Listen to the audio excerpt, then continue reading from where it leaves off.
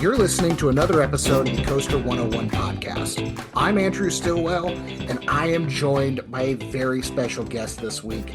She is the Vice President of Attraction Development for Mattel Adventure Park. Cindy Emerick is joining the Coaster101 podcast. Cindy, welcome. Thank you. I'm glad to be here. It's very exciting, and I know, we've been trading emails back and forth a little bit, kind of centered around National Roller Coaster Day. And when the opportunity came to interview you, we were really excited because this Mattel Adventure Park it's been on our radar for a while, and as I'm sure it has been for a lot of theme park enthusiasts.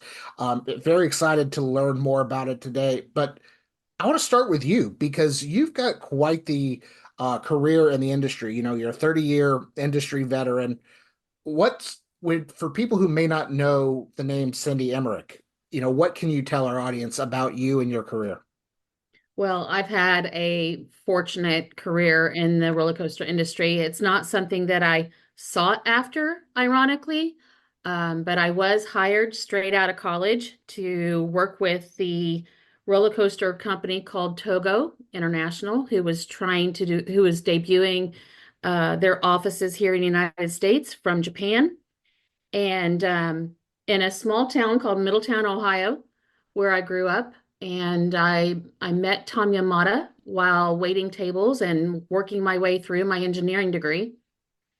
And he actually hired me as an intern to install pneumatic systems on a prototype coaster that he had here in Middletown. And along with my father. And when I was close to graduation, he asked what I was doing. And I was working at Wright-Patterson Air Force Base at the time, and I really wasn't rushed to go out and get a job. I was taking it kind of easy. And he was just like, "No, I need you to work for me." And so I said, "Well, certainly I'll take that opportunity." And it couldn't have been a smarter decision by myself. Working with Togo, probably it gave you a foundation. If anyone knows how the Japanese work, they have a strong foundation in kind of coaching and teaching their engineers. They had a 60-year anniversary during my time with them, and they were some strong experts. They were the leaders in the industry at the time. Um, they had, I oversaw all of the building and engineering for New York, and out in Las Vegas. Mhm. It's one of my first intros into the industry. And Togo was building Fujiyama at Fuji-Q Highlands at the time. So I was really humbled that was some of my first experiences in the roller coaster world. And they kind of gave me that Coaster 101 on what's important. Um, I found my machine shop that gave me one of my strongest mentors in the industry. And when you have a machinist that gives you a lot of insight on design and manufacturing, it kind of sets the pace for your future in general. But yeah, I worked with Togo for 7 years, and unfortunately, with the Japanese recession, they had their hardships, and I moved on to Premier Rides. So, with the foundation from Togo, and they gave me so much responsibility during those 7 years, I learned a great deal. And then I went to the Premier Rides, was also able to jump right in and help them with a lot of their coaster designs, and manufacturing techniques was a biggie that we worked on and improved. Um, I helped design the Mummy vehicle, was probably one of the highlights of my Premier time, but I was with Premier for almost 13 years. Wow.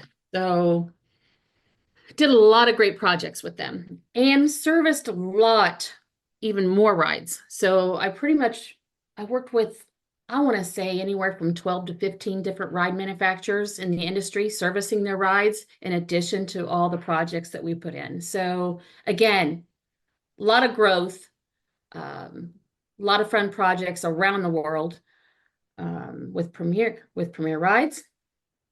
And then I did a jump in with dynamic attractions Yep.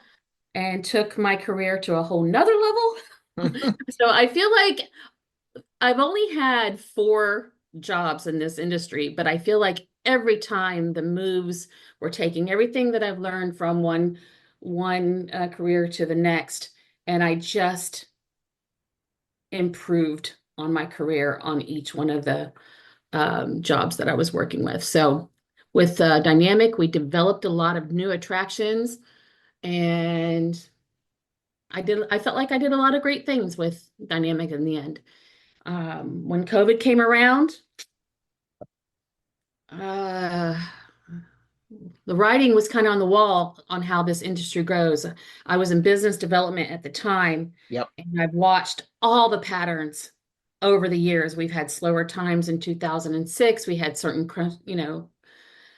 crush times in 2008. You just kind of know how the whole industry, uh, what happens.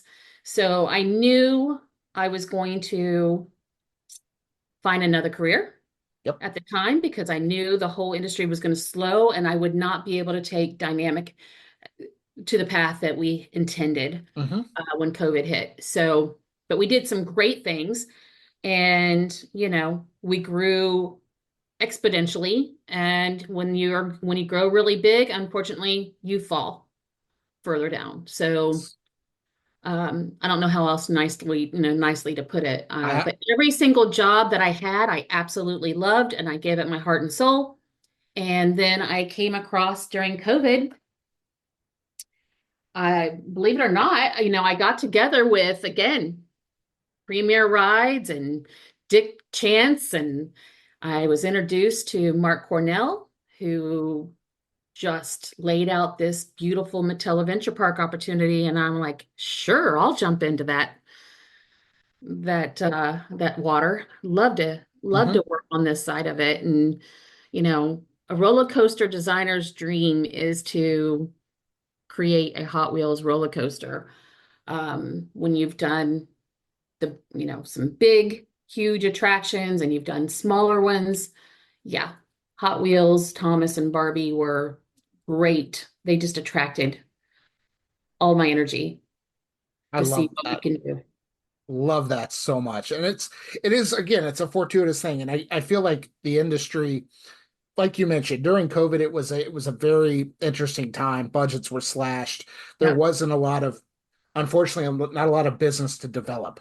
Correct. Especially for a company like Dynamic, who was, I feel like, really hitting their stride about when COVID happened. I Yeah, remember it was a very unfortunate because it was. we did, and they finished some amazing things during COVID. Yes. I think there were 7 attractions that opened in those years. So it was they worked really hard, and it was just, it's just it was years of no buying of equipment. Right. So it's they had over 400 employees at the start of COVID at the time. Hmm. It's a lot. It is. And I don't, I mean, I'm reading your LinkedIn page right now, and I don't want to say like you've got some serious coaster cred on your resume here. There are Yeah. coasters, you mentioned Manhattan Express, roller coaster, Big Apple coaster, whatever uh New York is currently calling it while you were Yeah. at Togo. Also the Windjammer Surf Racers, the Yeah. Viper Heartline coaster, Son of Beast, uh Yes. Backlot Stunt Coaster, Jokers, Jinx, Poltergeist. I mean, the list goes on and on. So Yes. you've got some serious coaster cred, which is very, very awesome. Obviously, we're all coaster nerds at heart on this podcast. So anytime we can kind of hear from a voice behind some of those iconic attractions, it's a great thing for us. Yes. It was a lot of fun seeing the technologies grow over this 30-year run. I couldn't ask for a better time period Yes. I love to that. But you mentioned during COVID, you kind of came across the movers and shakers making this Mattel Adventure Park happen. Can you talk a little bit about the development of the park? And Phoenix, obviously not necessarily known as a amusement park or roller coaster hotbed traditionally. I mean, there's I think one or two smaller parks in that neck of the woods.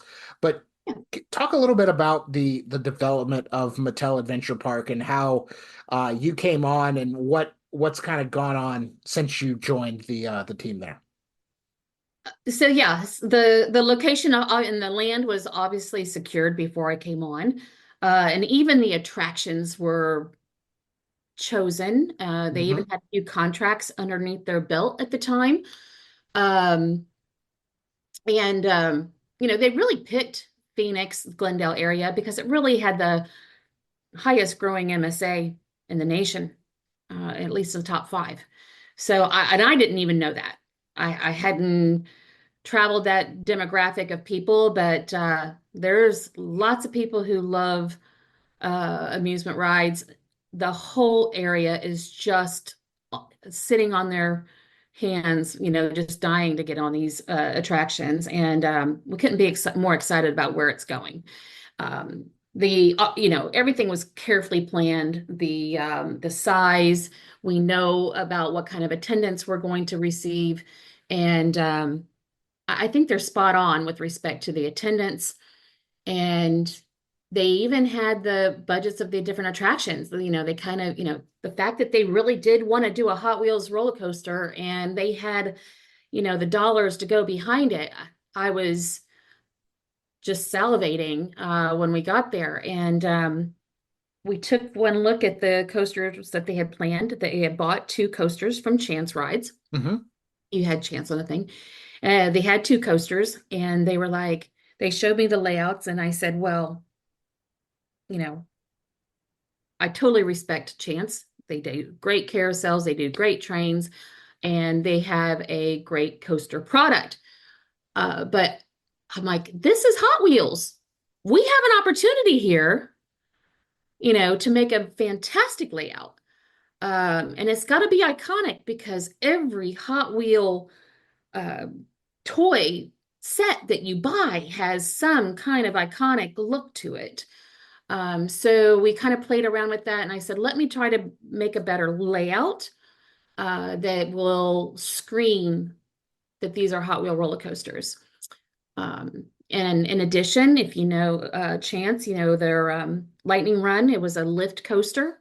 And this coaster in Glendale for the Twin Mill originally was a lift coaster. Um, and I just said that doesn't scream Hot Wheels. And I feel like the entire industry would be so disappointed that we did not make this a launch coaster right out of the gate.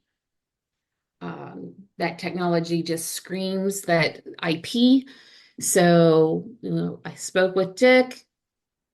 He agreed that yes, if I'm on board, I would help their whole team um, integrate a launch coaster into their vehicle. And it couldn't have been, I think the vehicle turned out fantastic. I hope you got to see it at the IAPA show last year. I wasn't there, but the pictures looked amazing. And once you see that coaster, which again, the train looks exactly like a Hot Wheels car, straight off the cardboard package. But the orange track was really what sold it for me, just Yeah. because I grew up, everybody had the Hot Wheels track. They would always do the launches. They would have you know, Yep. the motors and everything with those foam wheels that shot the cars on the track. So this again, you speak to it, it is the perfect attraction. And I've got some statistics here that I'll run down. Obviously two loops, 116 feet tall and 85 feet tall. Twin mill max speed is the launch is 57. Just over a minute of ride time and 2,500 feet of track. I want to know, you mentioned originally there was this one layout. Was there anything that you were able to kind of get into the final layout that wasn't originally there that you were kind of really excited to make happen? Well, The original layout also didn't have any loops. Okay. Uh, Chance's original layouts didn't have a loop, and I just felt like, well, we've got to take the twin mill to, another level. And we had some original first ride names that we kind of wanted to kind of do the twin mill. It's got two loops, it's got two corkscrews. And I don't know, we just was kind of just playing with the toy sets of what people would do in their living room floors. And that's what we made the track sections look like. So was there any specific element missing? Not in the twin mill coaster itself. Yeah, I feel like with the length of track that we had and the budget, we've knocked it out of the park for this first Hot Wheel roller coaster to debut. for sure. The probably the hardest thing that I ever had to deal with the Hot Wheels IP is that there are so many ideas. Hmm. We can't, there's lots of ideas, there's lots of things to do. Which ones do we get to do first? Luckily, we get to paint again in Kansas City, so you'll see a different layout as well. So you're not going to see just the same coasters being placed into our next parks. Yeah, Um, you so that's something to look forward to. yeah. You Bone Shaker, uh, it's our family coaster, so it's a little scaled down. It does not have any inversions, and I really wanted it to kind of be so exciting for those first roller coaster riders out of the kiddie land world, So it's Mhm. really designed for your 5, 6, 7, 8 year olds who want to just enjoy an experience. Maybe they think loops are a little bit too much, and it is designed with the G forces in mind that they will just have a lot of fun. Um, we gave it an extra boost, the lift going out of the building, and it actually towers at an 80-foot tall mark, which is really tall for the first family Mhm. coaster. So you have to face your fears. You've got to hit the height of the top of the loop of the top of the lift, and it kind of skirts all the way around the building, so that it kind of it banks left and it banks right, so you're going to feel like you're skirting around curves, and then coming back onto the building. And then we finished it off with the traditional 620-degree helix that gives you those vertical G forces at the end that everybody falls in love with. So I felt like I meant for the elements on the Bone Shaker to be fun. And I wanted the kids to be able to want to ride it over and over and over again, um, and not feel like it's too much, but just a lot of fun. And they'll give them the um, confidence to ride the twin mill next. Yeah. I you say it's for the 5, 6, and 7 year olds, but you know just as well as I do, the coaster enthusiasts are they're gonna be all over this park when it opens. Well, they are. The whole point about the Bone Shaker is when I say I rode the backlot coaster with my son Hmm. when he was 7 years old, and he was a little bit scared. And I'll just never forget the feeling. And I'm like, we wrote it, and he goes, "Wow, that was fun, Mom." And I was so, my heart just exploded. And it made him have the confidence. He goes, "Well, I want to go over and ride the vortex." And, I said, "Okay, great." So we went over to the ride the vortex, and he was like, "Oh, that was a little bit much." And it just, as a roller coaster designer, engineer, I don't ever want a guest to say that was a little bit much. Right. I want the coasters that I have designed and helped engineer. I want people to come off of it and say, "I want to ride that again and again and again." So with the Bone Shaker and the Twin Mill, that's what our goal was. We want people to ride them over and over. Of course. I feel like that's the goal. And the family friendly atmosphere. This is a park I feel like it would skew more towards families than the pure thrill seeker park. But without, properties like Hot Wheels and Barbie and Thomas the Tank Engine, I feel like it definitely fits that family dynamic for sure. Hmm. I want to ask, chance rides, and you mentioned Lightning Run a little bit ago, and I know especially in the enthusiast community, we saw this coaster open in 2014, and the immediate thought from every enthusiast I've ever heard who's been to Kentucky Kingdom is, why aren't there more of these? And Chance is a company, they've built a number of roller coasters, but in recent years, their focus necessarily, it feels like, hasn't been on the roller coasters. They've got a couple that have opened here and there. What was it like working with Chance Rides? Obviously, they're a long time stalwart in the industry, but what was it like working with Chance Rides and kind of getting them back into the maybe the thrill coaster game a little bit, but making new roller coasters again? Well, the industry, it's a tough industry. The competition is big, uh, for coasters, number Right. one. And I agree with you. Lightning Run was fun. Like, and it just almost just like I said, you wanted to ride it again and again.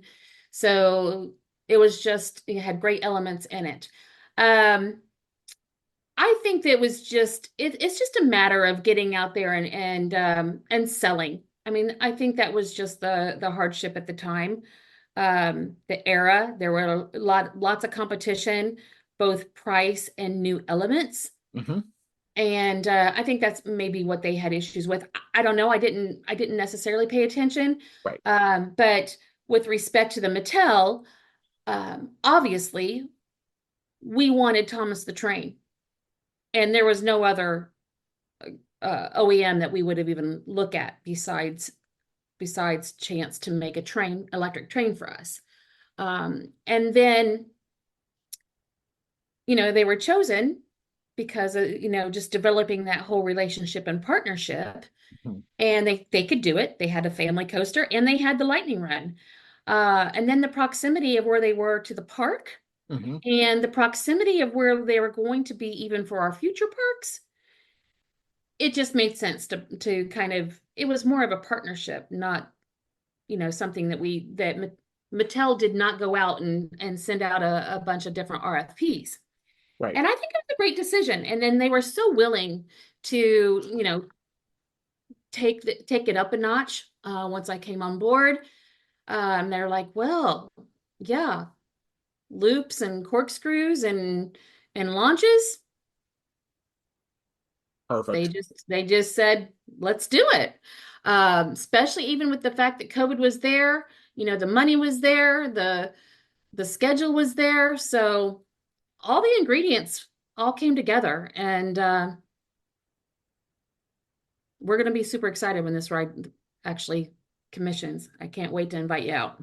I'm very excited. I mean, I'm over here on the East Coast, and I'm confident American Airlines can put me on a plane to Phoenix pretty easily. Or I fly there every other week on American Airlines. oh my gosh, I love it. Well, like you mentioned, we've got the two roller coasters, but you've got some other, very iconic IP here. You mentioned Thomas the Tank Engine. There's some Barbie attractions. Looks like there is also a He-Man versus Skeletor laser tag. Some Hmm. attractions based on Mattel games. And I know a lot of details aren't out there yet, so we're not necessarily trying to break the news, but what are some of the other attractions that we can expect at Mattel Adventure Park and kind of what's going into those? I know there's a flying theater, there's a 4D ride for Hot Wheels, there's the Barbie Beach House. What else can you tell us about the attractions at Mattel Adventure Park? Well, the Barbie Flying Theater is an easy one. I worked at Dynamic. It was my last sale Huh, for Dynamic Attractions. perfect. So that was the first meeting, was first to talk about the Flying Theater. And of course, then once I was able to sell them, not only did I sell it, but then I pretty much sold myself along with all the conversations that kind of transpired. So I guess it was a real, uh, that was the best sales meeting of my life, I guess, How if you about can that? see it that way. But that's how it came about. So I'm really excited about the Flying Theater. Barbie is there's so many ideas for Barbie, and you're going to see new ideas for Barbie for the following Mattel Adventure Parks for sure. And we'll do more here in the future as well for Hmm. phase two. Um, but it's just I can't give the movie away, but it's a flying theater just like you're flying over Washington and soarings. And it's just cute and it's done very well and everyone will love it, just like the real Barbie movie, how everybody loved it. I Hmm. was surprised to see how many men thought it was fun. And that's what you're going to see also for the Flying Theater. And the beach house is going to deliver um, a lot, the Barbie beach bar at the top. Um, we're going to have the dream closet, which is what everyone dreams about when they think about Barbie. Uh, so, yeah, it's a great IP to work with. I can't wait. I'm also super excited about Thomas. Hmm. Thomas is as I just said, we bought Thomas the electric train from Chance, and I can't wait. I don't know if you saw it at IAPA a couple of years ago, but he looks fantastic. He's Yes. got the moving eyes. He's got the bells and whistles. There'll be some other new things that you'll see when he comes through. But it's an interactive theater. So you first meet Thomas and speak with Thomas in a small, intimate theater, and Thomas gets to talk to the kids along with his friends, and they have a chat and they talk about adventures. And then Thomas, of course, then invites the guests in the theater to join him on an adventure. So, the Thomas the Train just comes straight right in the middle of these large LED screens, and it turns in from an LED screen show to a real live train attraction That is fantastic. that'll That's it. go in and out of our building, around both sides of the park. And yeah, I think it's really unique. It's fun. Okay. Uh, I, as a childless 35-year-old, I'm already intrigued, and I'm not the target market for this, but for if you're able to, seamlessly blend the screen to the real life train, I mean, this Yeah. this is going to be a home run for sure. Yeah, it's fun. It's clever, and I think that's what's really hard with today's attraction development is, the guests these days, they just want so much, and so it takes a little bit of cleverness to wow them these days. For sure. And it looks like there's a host of other what I'm assuming to be family-friendly attractions in the Thomas and Friends area. There's Birdie's Bus Stop, Mhm. Bulstrode's Stormy Village, Finn's Firefighting Academy, Harold's Helicopter Tour, the Sodor Balloon Ride, Dockside Play Park, Dockside Cafe. There's a lot here. And this is to me, and all these details are coming soon. So I understand that we've got to build to the big moment. We're not going to break news on the Coaster 101 podcast. But are there any of those attractions that you're particularly looking forward to opening and kind of getting those initial guest reactions? Oh yeah, I mean, we've got a 4D theater that will knock everybody's socks off. It's so fun. The movie just I don't think it can be beat. It has all the bells and whistles and the action that Hot Wheels is known for. Hmm. We had some the people that we got to do the movies and the animation at the time. I don't know if we would have been able to do it if it wasn't for COVID. Hmm. Um, there certain people were not working and they just thought this was the best opportunity around, and we got some really great people um to do these movies. I love it. Okay. Yeah, yeah, it's super exciting. And did I see there are Hot Wheels themed go-karts as well? Of course. Of course. You have to have a Hot Wheels go-kart. This will be, I think, the largest go-kart track in the United States. See, that's the kind of news we like breaking on the I Coaster don't know if I'm 101 allowed podcast. breaking that. Rosemary might be stopping my words on that one, but yeah, this I think there's like four different elevated levels, and it's huge. Oh my And gosh, it starts going up this week. this is fantastic. Rosemary, I know you're listening, and I'm sorry. I told you I wouldn't ask these questions, but I asked them, so here we are. Oh. But what's you've we've mentioned the kind of the Glendale market, but before the Glendale attraction is even open, we've got the announcement of what I'm going to call phase two. I don't know if it's how we the actual construction phase would be, but phase two is going to be in the Kansas City metro in Overland Park, Kansas. When it's coming up with locations for what I'm going to call these kind of micro parks.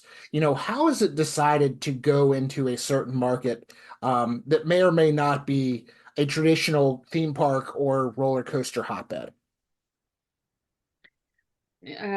Hold on just one second. Yep.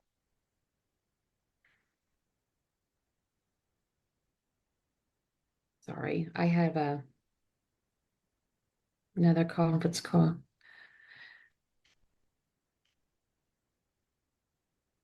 Um, one thing that's great about Kansas, of course, is that there's more land. Hmm. So you start with what land you have to work with, and then you figure out how much you can jam pack it, because we're Americans and we like, to put, 10 pounds of potatoes in a 5-pound bag. So that's what we're going to do. But in Kansas City, they have a lot more land.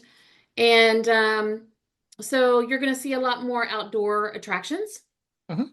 So I'm super excited about coming up with the coasters that are going in Kansas City, but I can't tell you about them, but there'll be more than our Bone Shaker and our Twin Mill. And then we're looking to do new layouts. So that's one thing that I can promise you is that for roller coasters, there's so many ideas of what to do with this IP. We're not going to just make one coaster layout and cookie cutter it to the next locations. Um, you may see some duplicates for the inside for rides, but for family flat rides and stuff. But for the Hot Wheels and the Barbie attractions, you're going to see a lot more in Kansas City. Okay. This again, I appreciate the wink, wink, nudge, nudge. You can't tell me, but you just told me a little bit, so I'm hoping our audience will kind of pick up what you're putting down, if that makes sense. Yeah.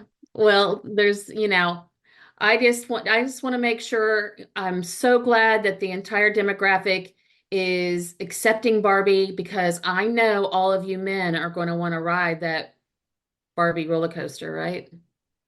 It's I think you just dropped a hint you weren't supposed to drop, but we're so, so, Maybe, maybe not. hey, we'll see what happens. I Maybe, know maybe I'm testing the water here to see if it's a feasible thing. for me it's absolutely a feasible thing. I've ridden coasters that I think are I'm not going to say humiliating because that's not the right word, but there are coasters that make me question why I'm in this hobby and why I'm riding them. But a Barbie coaster is not going to be one of those coasters, that's for sure. And again, you don't have to answer this, but in the future, is there the potential for other Mattel properties, something like Power Wheels or the Fisher Price brand? Is it possible that that's going to expand as well, or discussion still ongoing and TBD? Everything is being discussed Okay. and everything's TBD. Like I said, the one thing about Mattel is there's a lot to work with. Yes. And the hardest part is deciding where we're going to go with them. So eh, there's so many brands, and we just can't do something with all of them. And 100%.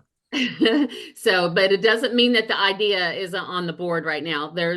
You know, there's 50 different attractions on the board, and we got to narrow it down. So just because it's not going to be built tomorrow, it'll, the next one could get it. So we're going to just keep this file cabinet in progress and moving. Understood. And again, it all comes down to budgets, and who knows what the next big thing will be. If there's another movie that pops up that's somewhat in the Mattel portfolio, maybe that will be the new hotness. So, we're excited to see the future of the Mattel Adventure Park, both in Glendale and in Kansas City when they open. I I do want to, ask if people are interested in kind of construction updates. I know there's a webcam on the website, Absolutely. but what's the best way to kind of follow along with the progress being made at the Mattel Adventure Park? Well, absolutely. Just like you said, there is a camera on our website, and our website is current with the current situation, and it will be the first thing to debut when we're opening. You can sign up and put your name and number in there, and you can receive emails on all the news as well. So feel free to reach out to that Mattel Adventure Park website. I'm I'm currently typing my information in as we speak. That's what you hear the keyboard there.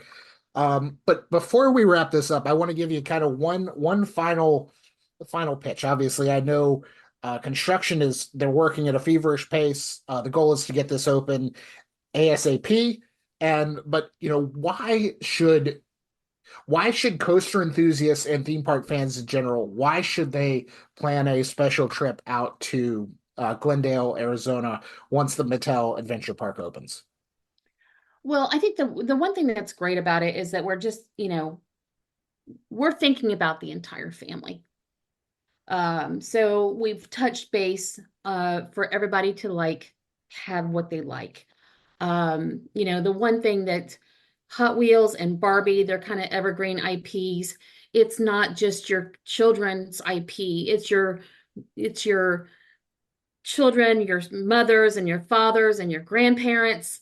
There's 60-year-old IPs of being number one. And so it's not going to be just a kids park. There's going to be the Legends Bar and Grill, and every man is going to want to go in there and check out all the Legend Hot Wheel diecast cars that they had, and they want to show their sons all the cars that they had when they were a kid. Same thing with Barbie. The grandmothers and mothers are going to want to show their kids, what they played with and enjoy the present day of those IPs as well. So it's really a park for the entire family, from your 3-year-olds to your 83-year-olds. And that's just fun. It's fun because it goes home back to their dinner tables. They talk about it because they all enjoy it. The fact that it's indoor in Arizona is, kind of a must.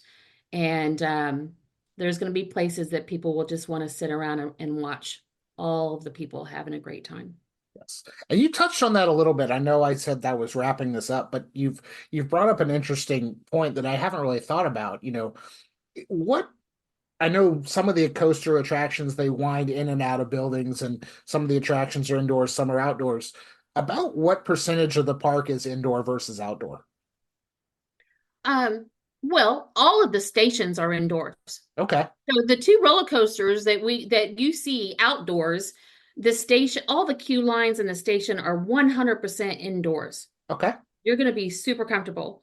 Um, the twin mill you start in when you get on the coaster, and then you actually launch down, a 400-foot tunnel before you exit out of the building. So we have captured for everybody to be comfortable. And you'll have that 60 seconds outside, but that'll go be, it'll Right. flash by. And then the same thing with the Bone Shaker. It's also a 60-second attraction. But inside it, all the queuing and the waiting in the station is perfectly indoors in a comfortable environment. Got it. Yeah, and as I'm looking at the